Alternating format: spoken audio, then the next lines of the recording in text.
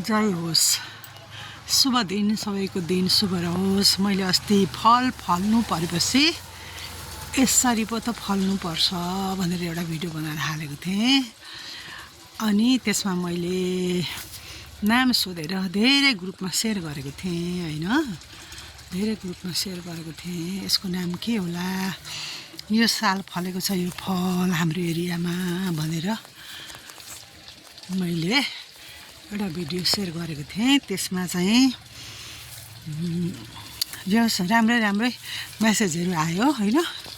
यो चाहिँ कसैले के भन्नुभयो मलाई पनि यो बनसुपारी हो कि फ्याक्रेसँग त म धेरै खेलेको मान्छे, फ्याक्रे होइन भन्ने मलाई प्रश्न थाहा थियो।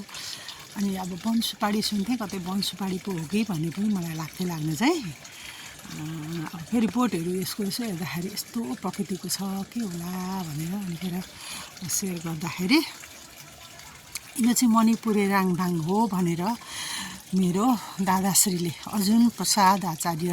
श्री अर्जुन प्रसाद आचार्यले कन्फर्म गरिदिनु भयो। अब होला यसको बोटानिकल नामहरू पनि विविध होलान्, ठाउँ विशेषका नामहरू पनि अरू पनि हुन सक्छन् हैन। अनि यो मणिपुरे राङभाङ हो भनेर उहाँले भनेपछि मैले फेरि यसलाई अर्को भिडियो मार्फत बनाउन थालेँ। यो चाहिँ अलिकति के भन्छ हरियो देखेको, मैले साउनमा फलेको यो हरियो देखेको, हरियोबाट कालोबाट यस्तो ब्राउन हुँदै गएको छ। सायद यो पाक्ने अवस्था होला। खाँदा चाहिँ तितो छ, बोक्रा पातलो छ, भित्र चाहिँ काँचो सुपारी जस्तो सुपारी फ्याक्रे कसैले खानु भएको छ काँचो सुपारी भने करिब त्यस्तै खालको स्वादको यो हुन्छ।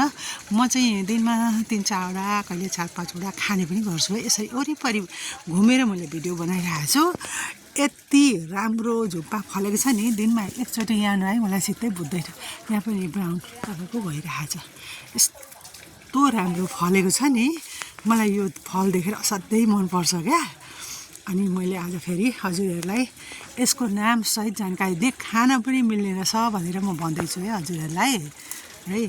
यसको बारेमा मैले थाहा पाए अनुसार हजुरहरूलाई जानकारी दिन खोजेँ। ल हजुरहरूकोतिर अझ के नामले बोलाउँछन् त्यस्तो छ प्लान्ट यस्तो भने यो हुन चाहिँ सो प्लान्ट भनेर रोपेको हो। हाम्रो अफिसको एरियामा छ, उद्योगभित्र छ यो है। उद्योगभित्र भएको भएर म यसको नजिक आइरहन्छु कि दिनमा एकचोटि के कहिलेकाहीँ त 2-3 चोटि नै आउँछु। यति मनपर्छ यो फल हेरिरहन्छु। अनिखेर चाहिँ यसरी केले खाएर त बोक्रा खाएर यस्तो दानाहरू यहाँ झरिरहेछ के। यो पनि नरम, यो चाहिँ ठ्याक्कै सुपारी अथवा चाहिँ काँचो फ्याक्रे काँचो सुपारी जस्तो हुँदो रहेछ क्या। यो मजा आउँछ हौ, खान पनि मजा आउँछ, तितो हुन्छ, आनन्द लाग्छ। म त टोकिरहन्छु 4-5वटा लिएर टोकिरहन्छु। ल हजुरहरूलाई आज यसरी मैले नामसहित जानकारी दिएँ। यो प्लान्ट कहाँ पाउँदो रहेछ भनेर मैले चाहिँ खोजीनीति गर्दा प्रशस्तै मात्रामा के भन्छ नर्सरीमा प्रशस्त मात्रामा पाइँदो रहेछ हैन। एउटाको कतै 1000 भन्यो, कतै चाहिँ 750 भन्यो। अलिक सानो बिरुवाको चाहिँ, अलिकति ठुलो बिरुवाको चाहिँ 1000 भन्यो हैन। त्यसरी पाइँदो रहेछ। लङ लास्टिङ बिरुवा लाग्यो कि मलाई सो प्लान्टमा पनि एकदम मनपर्ने कि। हेर्नु न यस्तो ठुल्ठुलो पात भएर 1-2 प्लान्ट घरमा लाउने भने कति राम्रो हुने रहेछ। ल हजुरहरूलाई मैले आज यसको बारेमा यस्तरी जानकारी दिएँ। ल है त हजुरहरूकोतिर के नाम भन्छ अझ मलाई पनि जानकारी दिनु होला है त।